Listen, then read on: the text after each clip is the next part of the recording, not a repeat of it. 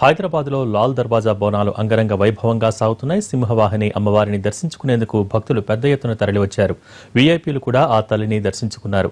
ఆలయ పరిసరాలు కోలాహలంగా ఉన్నాయి. మరిన్ని వివరాలు మా ప్రతినిధి దేవి అందిస్తారు.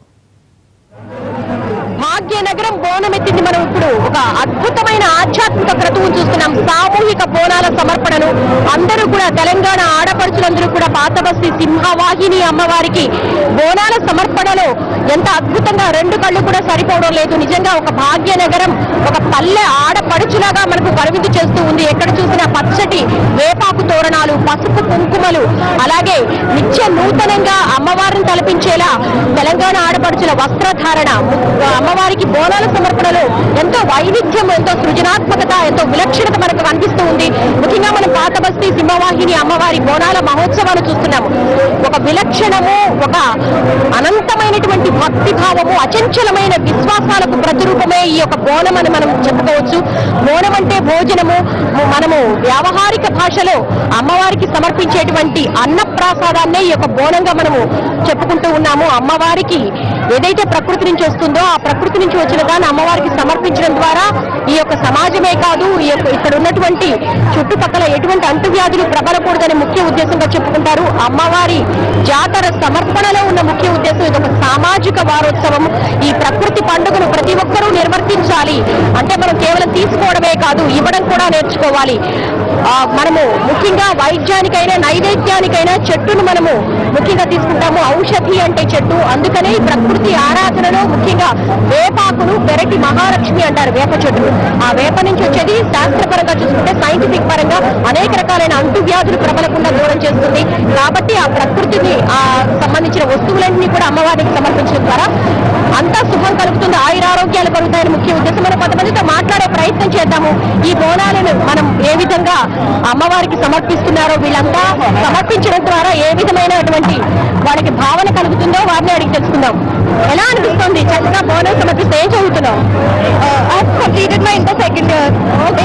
ఏంటి ఈ ట్రెడిషన్ నీకేం చెప్తోంది? నువ్వేం చెప్పదలుచుకున్నావు నీ friends? Bonal are very much nicely celebrated here, and I'm loving this. This is the first time holding this Bonal, and I feel very much happy to hold this and give this to God and all that. Thank you so much. First టైమా? Yeah, first time. ఎలా అనిపిస్తుంది? బాగుంది ఇలా దేవుడికి బోనం ఎక్కించడం. So I feeling very nice. ఏముంది ఈ లోపల? ఏముంది లోపల? అన్నం, కర్డ్ అండ్ బెల్లం ఉంటుంది కదా, నైవేద్యం లాగా పెడతారు. అమ్మ ఎవరు చెప్పారు నీకు? ఎవరు ట్రైనింగ్ ఇచ్చారు ఇలా చేయాలి? నాన్నమ్మ చెప్పింది. నాన్నమ్మ. ఓకే, ఎన్ని సంవత్సరాల నుంచి వస్తున్నారా ఇలా? ఐ డోంట్ నో, నేను పుట్టినప్పటి నుంచి చేశారు. సో ఇది ఫస్ట్ టైం నాకు. ఓకే, ఎలా అనిపిస్తుంది ఈ బోనాలు సమర్పించడం? ఏ విధంగా అనిపిస్తుందమ్మా? ఈ లోపల అమ్మవారికి తయారు చేయడం అనేది ఈ నెల రోజులు కూడా సమర్పిస్తారా, ఒక వారం అనేది పెట్టుకుంటారు? లేదండి, నెల రోజుల నుండి 5 వారాలు చేస్తారు. ఇక్కడ చాలా బాగా జరుగుతుందండి. ఇక్కడ సింహవాహిని అమ్మవారిని దర్శించుకోవడం ద్వారా మీకు ఎలాంటి అనుభూతి కలుగుతుంది? చాలా బాగా అనిపిస్తుంది. మాకు అన్ని చాలా బాగా జరుగుతున్నాయి. ఆమె దగ్గర వచ్చినప్పటి నుంచి ఆమె వేడుకుంటాం మేము ఎప్పుడు. చాలా బాగా అనిపిస్తుంది. అమ్మవారి దయాకృప మా మీద ఉన్నాయి.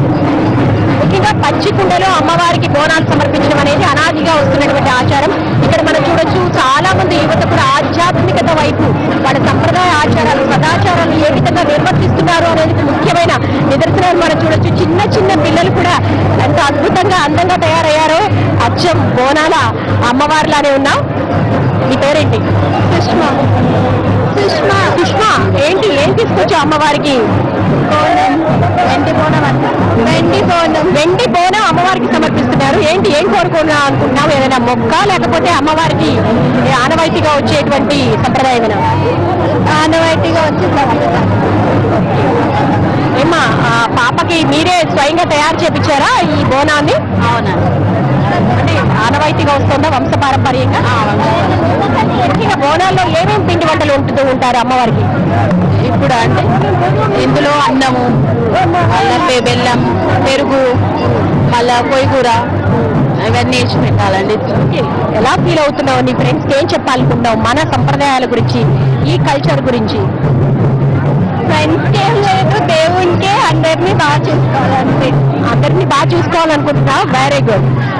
ఒక కలర్ఫుల్ వాతావరణాన్ని చూస్తున్నాం. చుట్టూతా పచ్చటి బోనాలు, ఒక ఆధ్యాత్మికత, ఒక భక్తి తరంగాన్ని చూస్తున్నాం మనము. మొత్తంగా ఇది ఇక్కడ ఉన్నటువంటి పాత బస్తీ లాల్ దర్వాజా సింహవాహిని అమ్మవారి ఆలయ ప్రాంగణంలో